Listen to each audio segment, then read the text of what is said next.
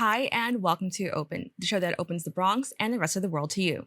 I'm Kibin Alleyne, and today we'll update you on what's happening in and around our borough. Coming up, as college costs continue to rise, current high school students are thinking more strategically than their predecessors when it comes to their college education. The vice president for head of 529 College Savings at Fidelity Investments joins us to discuss their new data. How are high school students being more strategic with their college choices? Then the Bronx is New York City's moldiest borough with 112.3 complaints per 10,000 residents. 4 of the 5 neighborhoods with the most complaints reside in the Bronx. A data associate for Rent Hop shares more on their finding. What factors have caused the Bronx to be considered the moldiest borough? After that, Can It Save the Planet is a series about exploring both common and unexpected methods aimed at mitigating the climate crisis. A senior correspondent from Now This shares more. What was the inspiration behind creating this series? And finally, curbside space in New York City is currently not managed effectively or holistically, and it has led to chaos at the curb.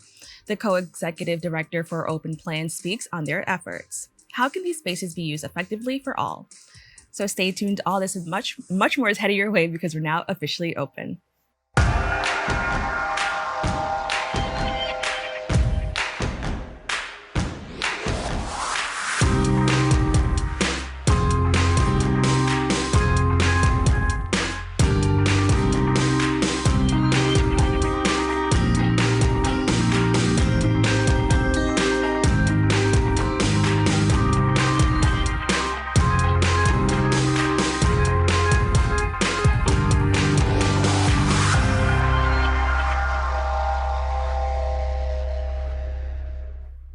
Hello, everyone. I'm Kibin Alleyne, and today is Tuesday, August 29th. You are now watching Open, a program that brings the Bronx and New York City straight to you. Don't forget to stay connected with us via social media at BronxNet TV.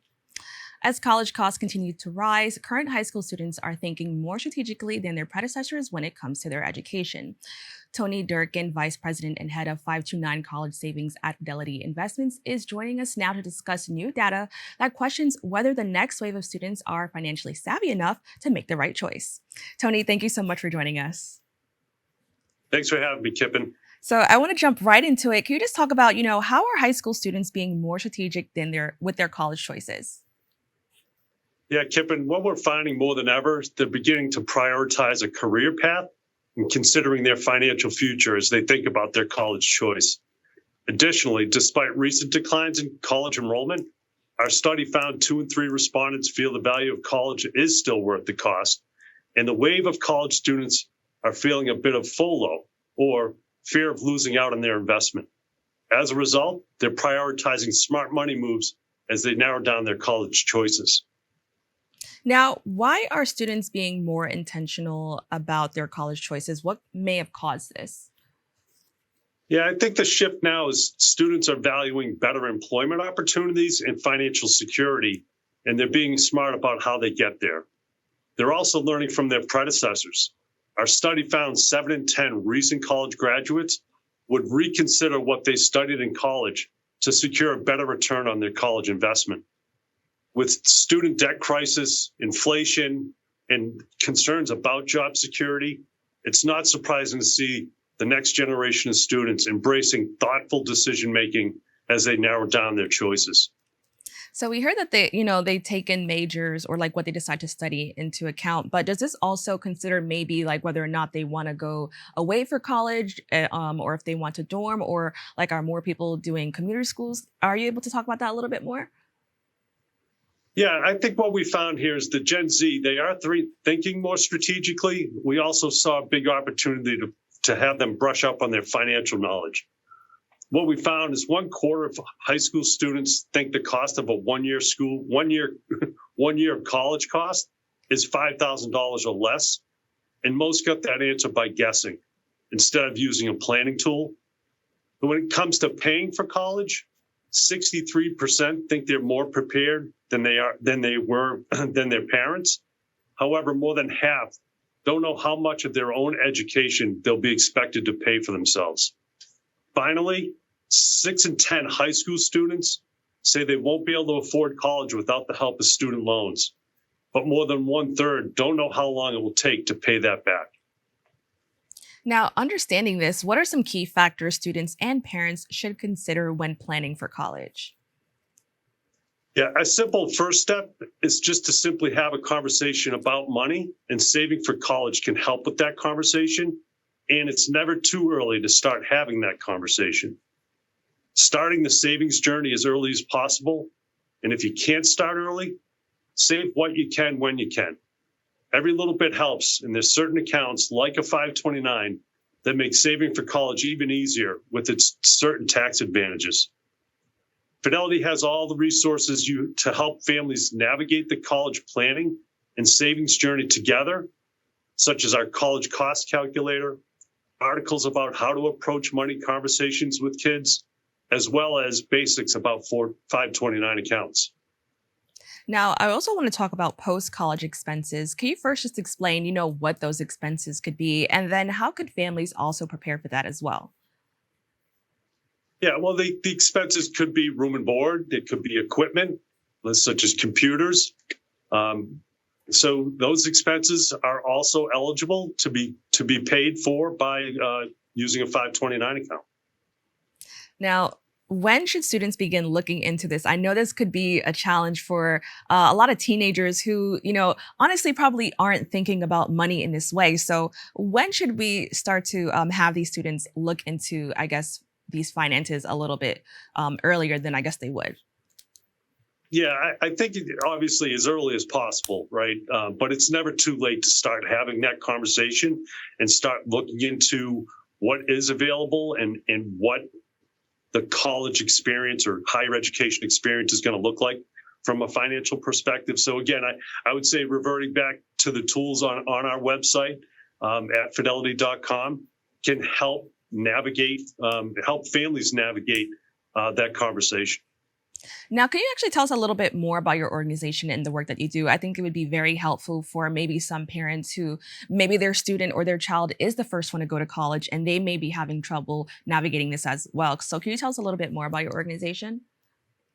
Yeah, so it's happy to do that. So from for Fidelity as a company, we offer multiple ways to contact us, whether it's on the phone, whether it's online, or whether we have a large footprint of investor centers throughout the country. So you can meet us face to face, you could talk on the phone, or you can do your own research online.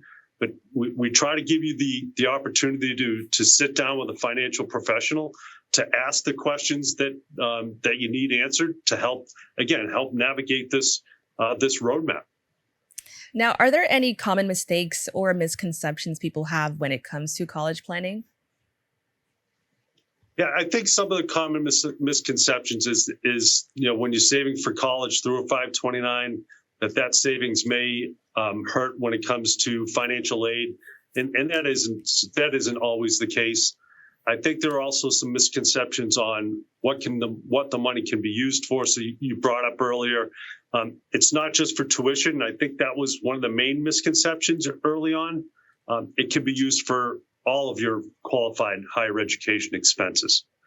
In addition to that, one of the big developments recently with Secure 2.0 is some folks who start using 529s that fear that if the student doesn't use up all of that money, what's going to happen to it? That may prevent them to actually opening the account. With Secure 2.0, any excess money in a 529 account will be eligible to be rolled over to a Roth IRA. That was a major change that we just experienced. And I also just want to, for clarification, because I think this is very important, this does not affect your financial aid at all. So, or is that the case? Can you expand on that a little bit more? Yeah, I'd have to defer to college planning expert, but when it comes to saving in a 529 account, it's not that there is no effect, but it is a minimal effect, and I think the perception was that it had a bigger effect on financial aid than it really does. Okay. And then I guess, what would you say to people who are maybe a little bit apprehensive towards, looking into this or maybe feel overwhelmed that it's maybe like another thing that they have to process when it comes to college? What would you say to those families? I would say, please use all the resources that you have available. Again, I would point to, whether you wanted to meet with us in person, online, or over the phone. But there are certainly other websites and resources out there that can help you navigate. There's a lot of different components to it, to the college planning process. And there's certainly enough resources out there to help navigate that road. And then I guess for your organization, where can people go to look for more information? And, how can they know what, I guess, area of the website is right for them? Yeah, I'll give you the URL, which is fidelity.com/college help. And that'll bring you the landing page, which will help you start having this conversation and give you all the resources you need to help start answering those questions. Right. And as we mentioned, that we want to make sure that we're having this conversation earlier than later, correct? That's the key, for sure. All right. Well, I want to thank you so much for joining us and having this conversation. I think this is very important, especially as, it's August and school is right around the corner. I think this is an amazing a segment just for students and families, just to learn more about what's out there for them. So thank you so much. Thank you. Don't go away. We'll be back with more Open right after this.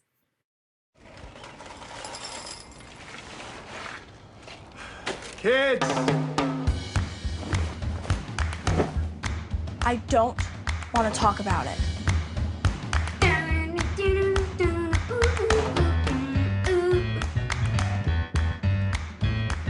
I don't want to talk about it.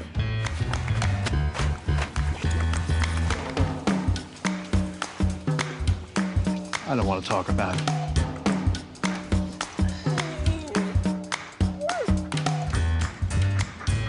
I don't want to talk about it.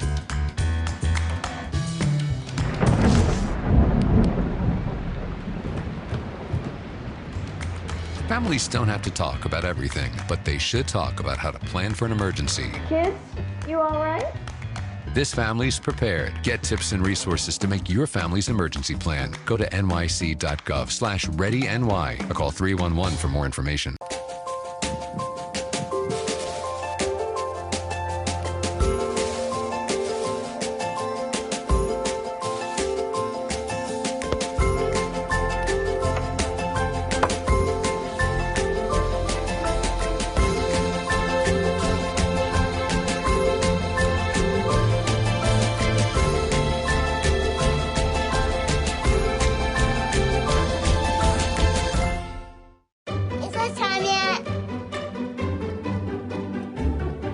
It's time.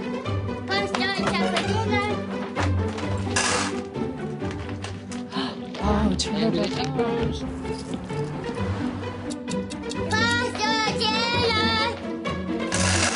Donating pet food is one of the many ways you can help families in your community.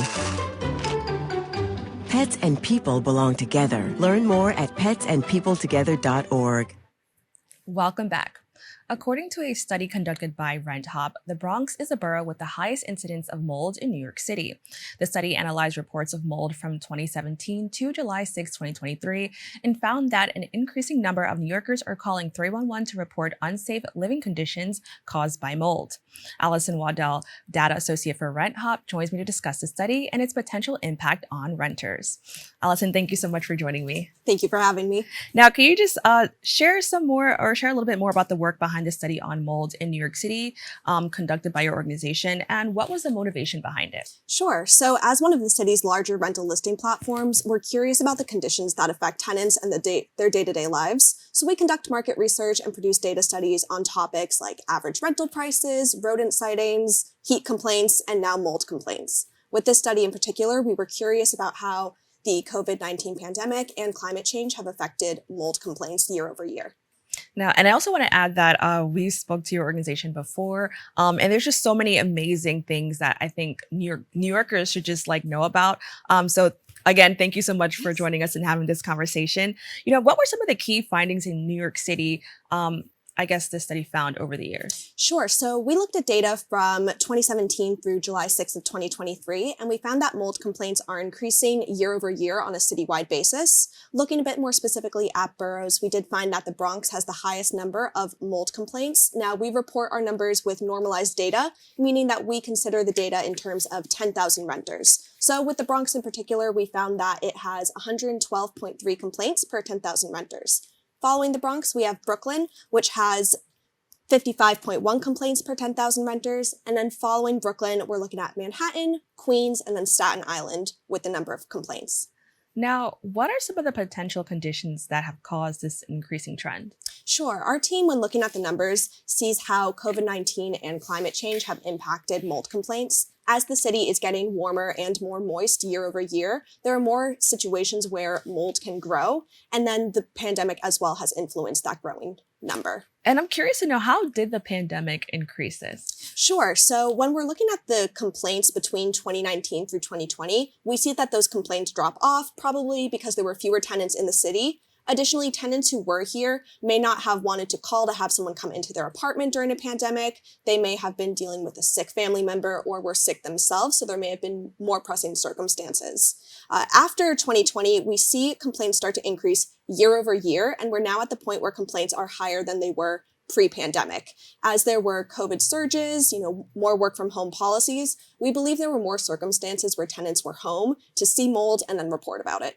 Now, as mentioned, the Bronx ranks as the moldiest borough of New York City, which, sadly, is not a surprise. Unfortunately, whenever we see a lot of injustices in New York City, the Bronx tends to be the highest to face these injustices. Can you just explain, what could possibly be causing the Bronx to have the highest amount of mold in the city? Sure. So looking at the Bronx and the city overall, we find that in areas where rental prices are lower, there tend to be more complaints about mold and other 311 circumstances as well. If a tenant is paying more for rent, they're likely living in a building that has a larger management team that's probably more responsive compared to buildings with lower rents. Their landlord or management company may not be as equipped to properly respond to complaints. Now, I'm so glad that you mentioned that, because it also shows that it's more than just health, that it also has class and income that can, impact your health, which kind of goes into my next question. As I mentioned, the Bronx is the highest in everything bad and the lowest in everything good. So we know that the Bronx experiences the worst health outcomes in the city. How does this finding regarding mold contribute to these poor health outcomes from the Bronx? Right. So our study looks at the 311 complaints for mold. So a tenant who's living in a building, they're probably seeing their mold, they're watching it grow, reporting it to their landlord or management company, and then not getting a response. That's when they complain to 311, and they still then have to wait for someone to come through and address the issue. So they're spending a decent amount of time living with mold in their apartment. And in people, younger children, those with allergies, being around a moldy environment can lead to health and respiratory issues that may have long-lasting effects as well. Wow. Now, what are some of the Bronx neighborhoods or addresses that have shown a significant increase in mold complaints? Sure. So we found that 4 of the top 5 addresses with the most mold complaints are in the Bronx. So the first one would be Fordham Heights, which averages over 656 complaints per year. The second neighborhood is in Brooklyn, so that's Flatbush. But then looking back at the Bronx, it's followed by University Heights, Tremont, and Belmont. Now, can you just provide some advice for renters on how to recognize signs of mold? I'm curious to know this because I think that sometimes people, may just think, oh, it's just maybe natural dirt or, just natural deterioration that happens when you live somewhere for a long period of time. But what are some things that people should look for to know that it's mold versus just wear and tear of just living in an apartment? Sure. So I would say the first thing a renter can do is look online for mold guides. I know with RentHop, ourselves, we have a mold guide as well. If you navigate to our blog and type in mold, you'll be able to see photos of different types of mold. More specifically, renters can look for discoloration like black, green, blue spots, maybe orange as well. And then that substance may have a slimy, fuzzy, or powdery texture. And there may also be a stale or earthy smell in an area as well.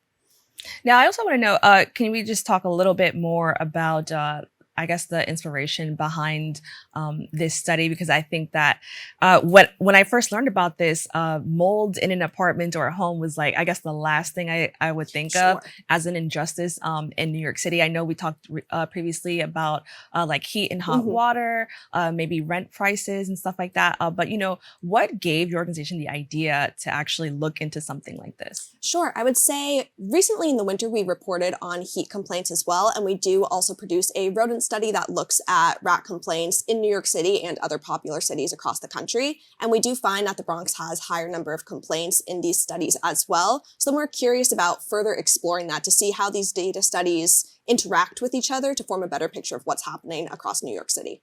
And are there any laws and regulations regarding mold? But I guess just in general, like for a lot of the complaints, a lot of them have to do with hygiene or the cleanliness of a building. Are there any laws or regulations that landlords or people living in these buildings should follow just for their safety? Sure. So the New York City Health website does require that landlords are responsible for repairing any mold complaint situations, as well as addressing any pre-existing issues like leaky pipes that may lead to increased moisture. Landlords are responsible for these in buildings with at least 3 tenants or 3 apartments, or with buildings that have people with moderate to severe asthma. And what are some of the challenges renters face when they, I guess, address the landlord or, make these complaints at 311? What is that process like, and what do they go through when they're, trying to make a complaint? Sure. So a renter who finds mold in their apartment first will probably document that mold. That's our recommendation as well. You can take photos, take videos, submit them to your landlord or management company. And then if the problem persists, continue to document that as well to see it persisting or changing. And then that renter, they'll wait for a response from someone in their organization. If they don't hear a response, that's when you can go and call 311 or file a complaint online as well with the HPD department.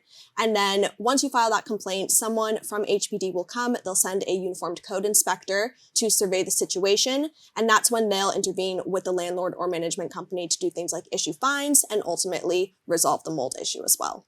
Now, I know mold is just one aspect of, many of the things renters in New York City face. But can you just talk about the experience, just because there are so many challenges living in New York City, especially if you're in low income areas, what is the, I guess, success rate of like actually making, and you don't have to have the exact number, but just a general experience of like making a complaint? Because I know when it came to heat and hot water for a very long time, a lot of those complaints were ignored.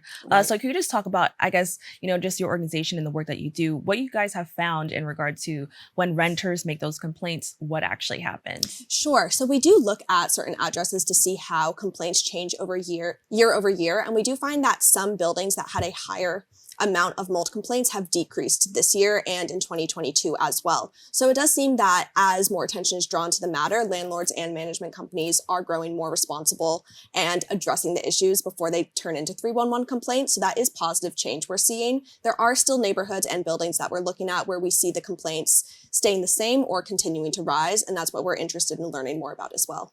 Now, I also want to talk about just in general, having a hotter spring, a wetter summer.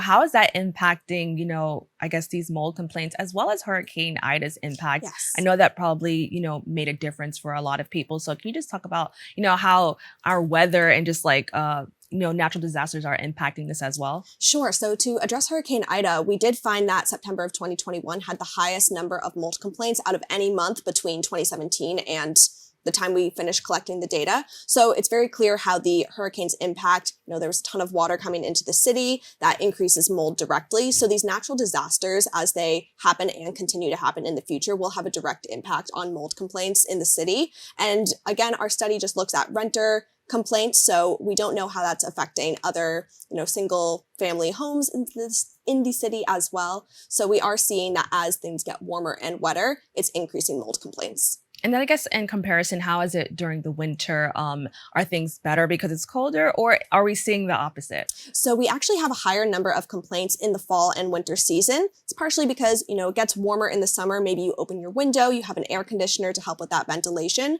But then once you're closing your windows for that colder weather, it's actually increasing the chance of maintaining that moisture in your apartment and keeping, if your heat's on, makes a warmer environment, and then you don't have the ventilation from the windows. So we do see higher complaints in the fall and winter season.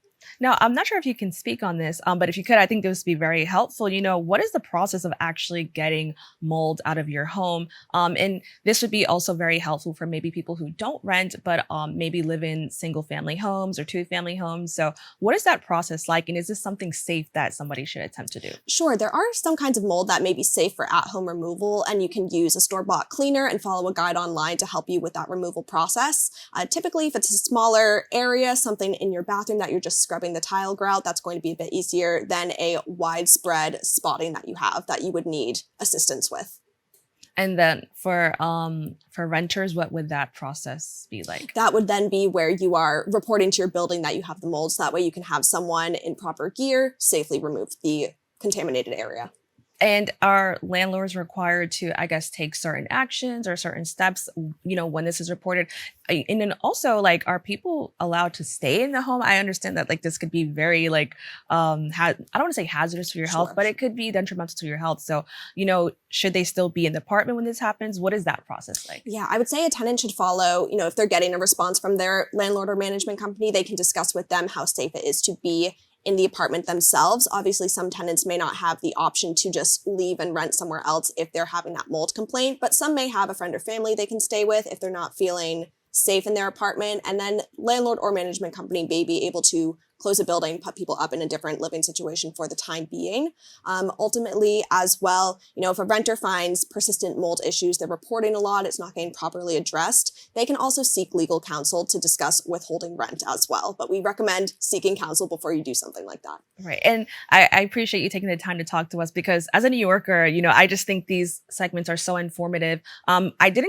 We talked about your organization just a little bit, Sure. But can you just let everybody know a little bit more about your organization and, what they can do to actually find these type of studies? Sure. So RentHop as a whole, we're a apartment listing platform. So you can come on our platform to look for rental listings when it's time to move. But, all those days of the year where you're not moving, you can look at our data studies and our blog to find information about topics that appeal to renters. We produce blog posts, data studies, everything just to help out the renter on the day-to-day.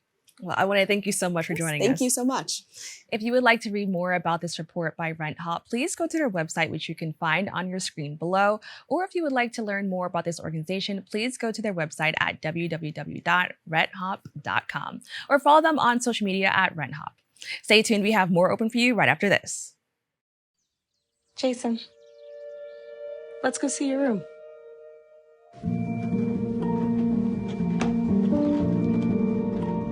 What do you think? We kept it a little spare, so you can decorate it how you like.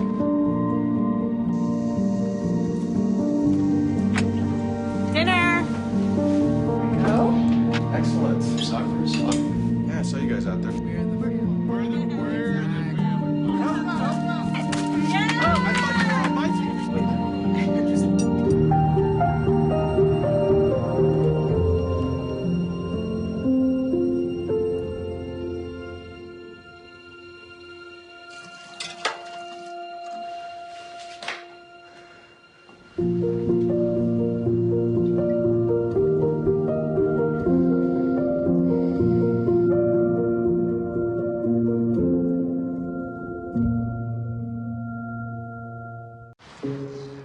Dear moms and dads, what you have achieved here today is going to help us and our futures. It is why we are coming up on stage to collect your diplomas. You know it's true. Mom, we love you always. Everything I do. When you graduate, they graduate. Visit finishyourdiploma.org to find free and supportive adult education centers near you.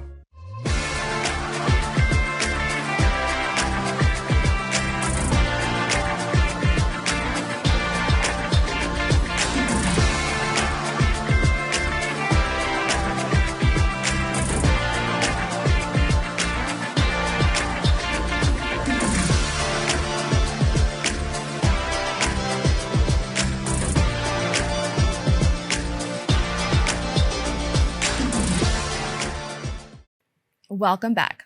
Have you come across Now This when scrolling on social media? It's a widely popular online source for video news, offering investigative reports, interviews, and original content. Within this platform, you'll find Now This Earth, which includes a series called Can It Save the Planet, focusing on the climate crisis, sustainability, biodiversity, and more. Alejandro Alba, Senior Correspondent for Now This, joins me to discuss the series. Thank you so much for joining me. Thank you for having me. Now, before we get into the series, can you tell us a little bit more about Now This Earth? Sure thing. So it started during the pandemic. We had been covering environmental sustainability and climate issues, but this was a time for us to really dive in and provide our audience with, more solution-oriented stories, human-centric stories, and not just doom and gloom. Right. Now, what inspired this series, Can It Save the Planet? It already has like a really cool name. And I think it kind of like pulls people in because you're like, what is it? So can you just talk about this series and what inspired that? I love hearing that it has a great name because, the process to get a name right, it takes a while. But we, like I said, we wanted to do something that was solution oriented, and initially started as trying to look at solutions that were kind of on the fringe. So something a little unusual. The first one was how can edible insects save the planet? And slowly we started learning that even the solutions we thought we already knew, like solar and wind, they've developed so much over the last 20 years. So it was time to go back and see what's changed. And sure enough, there's some cool, unusual solutions based on those topics. Now, we're going to talk a little bit more about some of those topics later on, but I think this is interesting just because as somebody who cares about the environment, or as much as I think I care about the environment, sometimes I'll do things and I'm wondering, I feel like I'm saving the planet. But I think it's cool to, watch something like this and find out, whether or not you're actually saving the planet. Now, I'm curious to know about, just your background. Have issues like this always been something that was important to you, or that you wanted to explore a little bit more outside of work? Yeah, it all kind of started. I mean, let's be honest. I'm a kid of immigrants, so sustainability, I feel like it's just in me. But this actual research and creating content or stories around these issues started in 2011, 2012. I was part of a research group that went to Indonesia, and I was focusing on environmental and ecotourism. So that kind of is what started. And then now, a bit more than 10 years later, I'm fully in it, just even now covering what the role that policy plays in climatic and environmental solutions. Now, we talked about the name, and you kind of gave us a little bit of hint that there's a lot that goes into, that idea. Can you just talk about the process of making a series and taking it from something that's just an idea and then something that's a reality that people can actually watch? Yeah, I mean, we were lucky to get a lot of support, not only from the Now This team, but also we had some sponsors that came in and they had initiatives or some sort of mission that aligned with our editorial vision. So it kind of came easy in the sense of, getting it off the ground. And in terms of finding the stories and the experts, I mean, that takes a little bit more time. But once we had the first batch, it was easier because we had other people seeing what we were doing and interested. So it was not only us reaching out to people, but some people also coming to us wanting to collaborate. Now, before we get further into it, can you just talk about how often the series comes out and where people can actually view it? Yeah, so YouTube is our main channel, but it's Now This, so our content is all over social media. But so the episodes come out in batches, so we call them, seasons, if you will.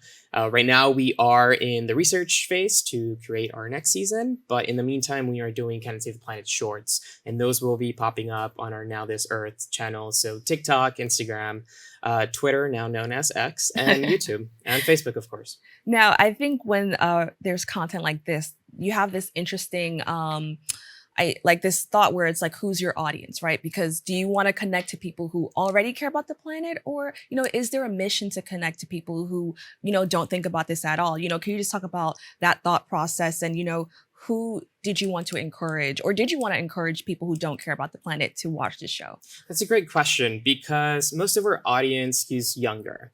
and they're already super passionate and not just passionate, but hopeful for the future and these solutions. So we cater to that audience. But also you said earlier that, you think that you care so much about the planet, and sometimes you kind of wonder and question if you're doing the right thing or not. That was another kind of pathway that we wanted to go and address, the responsibility, the individual responsibility. We want to take the onus away from the individual and show them that it's not just them that have to do something. The movement has to come from the top down. So we know that big oil, we know that governments are responsible and accountable for a lot of these solutions. And so we wanted to show the people that might not be so well versed in these topics that it's not just about recycling your water bottle or composting. Right. So you can go in that independent journey and be more sustainable, but at the same time, you could advocate and spread awareness about accountability and climate environmental responsibility for corporations. Right. And I also want to add that like some of the small things that we do are like, plastic bags under the sink. For a long time, I was like, we're doing the right thing because, we're reusing these bags. And then later it came out like, maybe that's not the best thing for a lot of communities to do. So I think stuff like this is just amazing. Another point that I want to talk about is the fact that you said a lot of your audience are people that are younger. And given the fact that the organization is so heavily used on social media, can you just talk about the importance of that? I know like when people think TikTok or, anything, there's always this negative connotation surrounding that it's just full of like nothingness. Can you just talk about, the importance and, how much social media has probably helped a show like this and your organization? Yeah, I mean, social media is great. It's also awful, both can exist. Mm-hmm. But when it comes to generation and different generations and reaching out to them, I mean, we started on Facebook. And Facebook has grown so much into an older generation. We have Instagram, we have Twitter, and then we have Snapchat and TikTok. So we've actually been able to kind of gather different generations and have them consume our content. But it is important in terms of how quickly news can spread and information. There is a lot of disinformation and misinformation out there, but we make sure to break down and kind of cut through all that noise and make sure that you're getting the correct information. So then you can make your best educated decision. Now, you mentioned connecting to so many different audiences, which I think is a challenge to do. And if that's something that you guys are doing, I think that just deserves like acknowledgement because it is hard to connect to older people and younger people with the same content. Do you think about that when you're actually creating like an episode? Do you think like, okay, for Facebook, we'll put this, and then for Snapchat, we'll put this? Or is it all the same thing and you try to hit on all the different points that people can probably connect to in that one episode? Yeah, no, you have to think independently between each platform. So on TikTok, we consume information very different on TikTok than we do on YouTube. So on YouTube, it is a whole 10-minute episode where you could sit down, learn a little bit about the history, get a little tutorial, and then the conclusion of where we're going with climatic environmental solutions. If it cannot save the planet, why not? And we address those issues. Now on TikTok, it's quicker, right? And so sometimes we don't answer the question if it can save the planet, but we post more questions so we could keep the conversation going. So we definitely think natively on the app, what will perform the best. Now, you've covered topics from insects' nutritional value to harnessing the power of the wind. Can you explain how you and your team pick the topics you cover and what kind of research goes into selecting some of your guest speakers? Yeah, those two were so fun, by the way, but we started thinking of just what's unusual in the environmental climate space. And from there, we kind of started seeing a lot more innovative technology solutions. So we started with that. But then we started learning about edible insects. We started learning about cloning corals, cloning trees. And it just kind of opened the doors to explore more. And when it comes to picking our experts, I mean, availability, let's be honest, is one, but also just the passion they have, and that passion translates on camera. And I think it's a little infectious, and that could inspire many other people to do something themselves. And what was your experience like being a part of this? Like, were there things that you were surprised to learn, as somebody that's a part of this team? And possibly, like, what was your favorite episode to work on? So favorite is hard to pick, but two do come up. Climbing a wind turbine was definitely up there. And also going to Antarctica to shadow a group of scientists that were doing whale research and trying to figure out their mating and migrating patterns and how the climate crisis is impacting just the way of living. So those definitely are our top two. Okay, and then, what are some goals or I guess, some milestones that you hope to reach, just with this series and how far it could go? Yeah, I mean, there's no roof. I feel like there will continuously be new solutions, and even old solutions will have new developments, and we should go into it. Also, on interesting things that I've learned throughout the series, one of them is carbon offsets and just how much of not a scam, but there are so many loopholes within a system. And so I think the thing that I take away from all of this research is that there needs to be better policy on systems because there are so many ways that they fail communities. Recycling is another one. So I think it's just poking holes through everything and addressing those issues so we can have better solutions. And as you mentioned earlier, it's not just like something one person can do. It really is a team effort. It's, an effort from people that are way higher than us that control more than, we can control. How do you convey this message without having the viewer feel overwhelmed or almost like, oh, what can I do? Like, this is just bigger than me. How do you convey that message and possibly offer hope that there is something that they could do? Yeah, climate anxiety is very real and we talk about it a lot. And so it's just not covering doom and gloom. I mean, we will cover climate disasters. We will cover the hard stuff because it's important. But at the same time, we should focus on the wins. And I think we always lean towards the negative, that we forget about the positive. Scientists even have gone on record saying that they're a little tired of just always hearing the negative and not showcasing the positive. So we try to balance it. And at the same time, we try to humanize the news. There are a lot of statistics, a lot of data that come out there, and the headline says 97% of this is dead. Or, by 2023, this will happen. Right. Or New York City's underwater. Right. Yeah. And they're all based on truth, but Right. there's more to it. And there are humans involved and behind those headlines. And so we try to humanize the news, bring in the people that are impacted, and not only impacted, but have the environmental solutions to address these issues. And we put them front and center. We amplify what they have to say, and that brings naturally a sense of hope. Right. And, I just want to say thank you so much for joining us to have this conversation. One, it's nice to speak to somebody who kind of has to go through the same thing that we kind of go through when, looking for things to talk about and finding what's important and what we want to share with our audience. And this was definitely something, we wanted to share with an audience in the Bronx who is affected by a lot of the, stuff that's happening in the environment. So once again, thank you so much for joining us. Thank you for having me. If you found this series interesting and would like to learn more about it, please go to the website www.nowthisnews.com and search Can It Save the Planet? Or you can also look for them on YouTube. Don't forget to follow them on social media at NowThis and NowThisEarth. We have to take a quick break, but we'll be back with more Open right after this.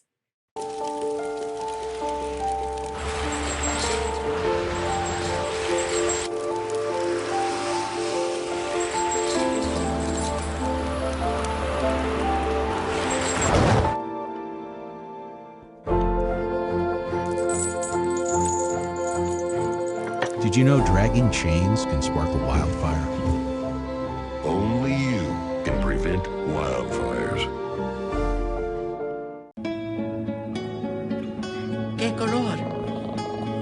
Perfecto, mijo. Gracias. Thank you. What's wrong, mijo?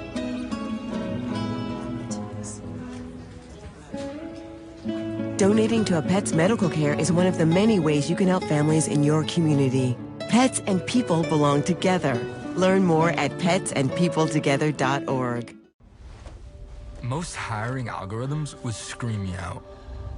Some bosses couldn't see me as a leader. I've run this place for 20 years, but I still need to prove that I'm more than what you see on paper.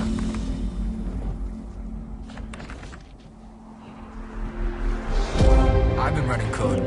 as long as I've been able to reach a keyboard. This is what I do. It's second nature for me, coordinating 100 details at once. That's the way my mind works. I have a very mechanical brain. I sold them on my skills. You gotta be so good they can't ignore you. My magic is Analytics and empathy. That's how I'm getting clients. You have to have the confidence in yourself to show up and defy the odds. I am more than who I am on paper. I never got a college degree. And today, I'm the CEO of my own company. People want to tell me I'm one in a million, when actually I'm one of millions. The stars are all around us. It's time for them to shine. One of the deadliest mass shootings in U.S. history at Post nightclub in Orlando. Walking into the building for the first time after the shooting, it was crippling, but it had to be preserved. If you're an ally of this community, speak out. There are more of us together than apart. It is the power of love in its rawest form.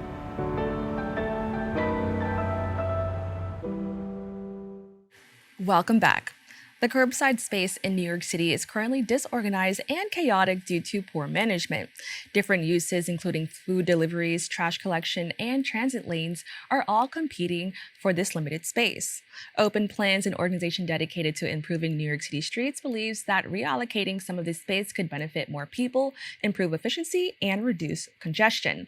To discuss this effort, we are joined by the co-executive director of Open Plans, Sara Lind. Sara, thank you so much for joining us. Thank you for having me. So can you just let everybody know a little bit more about Open Plans and some of the work that you do? Yeah, so we are an advocacy organization and we're dedicated to helping New Yorkers reimagine and re-see what we can do with our public space, specifically our streets and sidewalks. We know that for New Yorkers, that's for most of us kind of our backyard and the space we spend the most time in. So wanting that space to be joyful and work for every New Yorker. Now, I think it's so amazing that there is an organization doing work like this because for a lot of New Yorkers, myself included, sometimes you just accept what you see and you don't think that, there's a problem that is existing. So I think that's amazing that your organization is doing that kind of work. Can you just actually talk about what the main problem identified in relation to curbside space management in New York City is? Yeah, so as you described in the opening, it's currently not really managed, which is a big problem. And we're really leaving a lot on the table right now because most of that curbside space is dedicated to the free storage of private vehicles. And there's so many other uses that we could make of that space that would benefit many more New Yorkers. And so by, again, leaving that on the table, we're really giving up so much. And we know that by reallocating just a small percentage of those parking spaces, we could really be benefiting so many more people. Now, your organization recently released the report, Curb the Chaos, Solutions for Cities at the Curb. What was the process behind this research? So there's already so much research out there and cities who are doing so much. So we started with, a literature review and doing research. But we spent the bulk of our time on interviews with both other cities and experts and also with stakeholders. Felt like it was really important to understand who's actually using that curb space and what's their experience there and how could it be better. Now, I noticed that you mentioned private vehicles are using it. Can you just explain what it means? Like a private is it someone who just drives a car or is it like an organization's vehicle? Can you talk a little bit more about that? So we don't really know how many parking spaces there are in the city, but the best approximation by experts is that there are about 3 million parking spaces and they're free. So anyone can park their car there and leave it there as long as they want, obviously having to move it for alternate side, but otherwise, just storing it there for as long as they want. And it's interesting to think about the fact that you can't leave anything else there. So you can't leave any of your other personal property at the curb. It's only cars.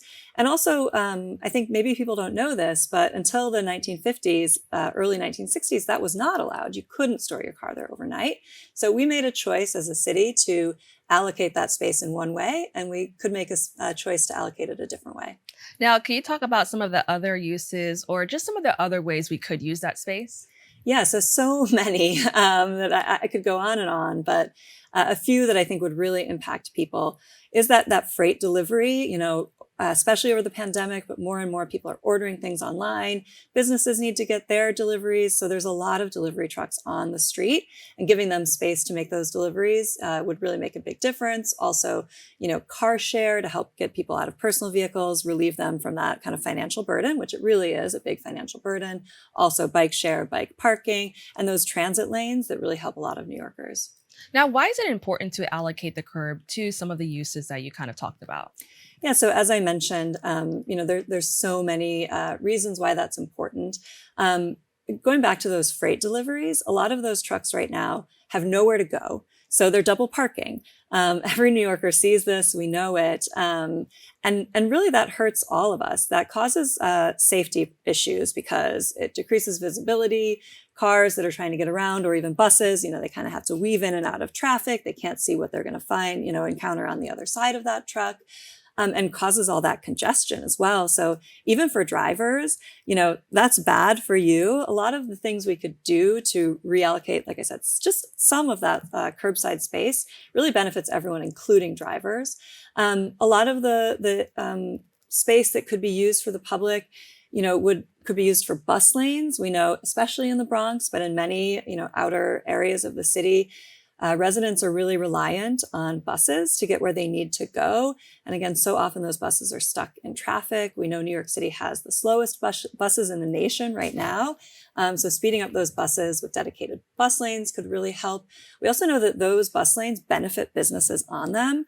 Evidence from other bus lanes around the city shows that when you put in a bus lane and even a bike lane, businesses thrive on that corridor. So much of this is health issues as well. We know in the Bronx, asthma rates are highest in the city. And so reducing car usage and even reducing congestion, that idling and the way that creates more emissions, really help people in the Bronx. And just to point out, in New York City, a majority of New Yorkers do not have access to a car. And especially in some neighborhoods, it's really low, the people who are using a car. So we're allocating space for a minority of people that could benefit everyone. Now, I really love that you kind of went into detail there because I think it shows how much of a domino effect it affects other parts of our daily life. Like you were mentioning the double parking. Sometimes when you're trying to cross the street, you can't even, you can't really see if a car is coming. And it made me think about like just safety in general. Now, I understand the curbside reform addresses safety concerns in the streets, especially here in the Bronx where traffic fatalities doubled in 2022. What specific strategies are proposed to enhance pedestrian and traffic safety based on just kind of like what you said now, what are some plans? So how could this make things a little bit safer? Yeah, I think first to say these traffic fatalities are tragic. I mean, these numbers are incredibly high. I think people don't always realize that. And the thing that is so sad about it is that it's preventable. With some of these street design changes, we can really prevent so many traffic deaths. Lots of things we can do, but intersections are the most dangerous place on the road for pedestrians. So changes to intersections can have a big impact. Two changes that we advocate for are what's called daylighting. And this means prohibiting parking within 15 to 20 feet of the intersection, which creates more daylight, more visibility, and putting something else there to ensure that it doesn't just become another parking space. So for example, a planter, which can also beautify the neighborhood with flowers, a bike rack or a bike share station, anything that, improves visibility can make a big difference. And then the other thing is curb extensions, which means that you narrow the crossing distance at an intersection. So instead of, the full width of the road that you have to cross, right at the intersection, the sidewalk widens and you have further shorter to cross, especially for, seniors. This can make a big difference. Some intersections are so wide that it's hard for seniors to get across in the crossing time they have. Right. Yeah. Now, you talked about possibly putting a planter, and it made me think about the effort to be a little bit more climate resilient with this space. Can you go into a little bit more detail about that? Yeah, absolutely. And again, this is often especially an issue in low-income neighborhoods. We see that they often are having the most impact from climate. So two big things that I think are really impacting New Yorkers would be the heat waves we're experiencing and the flooding. And so with flooding, our streets can do a lot to help that. Right now, an impermeable surface just lets the water sit and rise and flood. So allowing some greenery and what's called either rain gardens or bioswales that can help absorb that rainwater can do a lot to prevent flooding. And then in terms of heat waves, We know that cars, cause a lot of heat. The exhaust from cars raises the temperature. Also, the pavement itself raises the temperature in neighborhoods. So providing, a tree canopy, providing some of those planters, those, rain gardens, both cleans and cools the air, and the shade from the trees gives respite for people from, the hot sun. So making those improvements to our street can go a long way towards resiliency. Now, I also want to talk about something that we saw a little bit of during the pandemic, and that was the open restaurants program. I know a lot of people enjoyed that. It, in addition to the planters, it did make the communities feel so alive and beautiful. Yeah. So can you just talk a little bit more about, just the open restaurants program and how maybe that, kind of being more prevalent in the city could help with this effort? Yeah, absolutely. So very exciting. It was recently made permanent. The mayor signed the bill. So we're very excited about that. The open restaurants program, it's estimated repurposed about 1% of parking spaces. So a very small amount of curb space, but to your point, really made a big difference in the vibrancy of the streetscape. And goes to show, how much we can do with just a little bit of change. It's true that some of those restaurants can compete with other uses at the curb. In some areas of the city, we saw bike lanes between the curb and the restaurant. So it's a good example of why we need to think holistically about the curb. But the permanent program is really a benefit to communities, especially outside Manhattan, that previously didn't really have any outdoor dining options. We saw during the pandemic, the outdoor dining options just explode around the city, especially in places like the Bronx. So we're really excited to see that made permanent and for those options to stay there.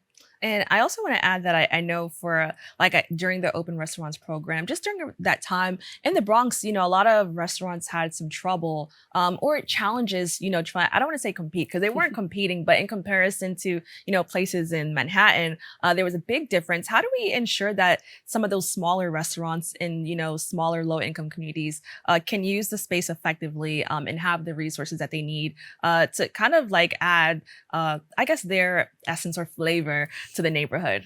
Yeah, absolutely. So one thing we fought really hard for in this permanent legislation was capped fees so that it would be easier for small restaurants to participate. And that is something we got. So we're very excited about that. One thing that we didn't get in the legislation was a year-round program. And I think that's something that we will continue to advocate for in the years ahead as we see how this program works and maybe how it doesn't, because we are worried that some small restaurants won't have space to store their materials over the winter, and that might make it harder for them to participate. And then, DOT will be going into the design rulemaking process basically right now and allowing for some of that, to your point, flavor and personality to stay there. So it doesn't have to be uniform. Restaurants can put some of their own personality into their outdoor dining structures. Well, I think this is, pretty exciting. And I learned a lot right now also, I want to say. So I want to thank you so much, for talking about this and kind of showing our viewers and myself, what could possibly be, happening around our city. So thank you so much. Thank you. If you would like to learn more about this organization and the amazing work that they do, and basically what they're doing to help keep our streets safe, please go to their website at www.openplans.org or follow them on social media at openplansnyc. We've come to the end of our show today. I'd like to thank all of our guests for joining us and you, the viewers, for tuning in. If you miss any part of today's show, you can catch the recable cast at 5 and 10 p.m. on Optimum Channel 67 and Verizon Fios Channel 33, or watch anytime on the web at bronxnet.org. You can catch a brand new episode of Open with Darren Jaime on Wednesday and with Rena Valentine on Friday. I'm Kibin Alleyne, wishing you and yours safety and wellness now and always. See you next time.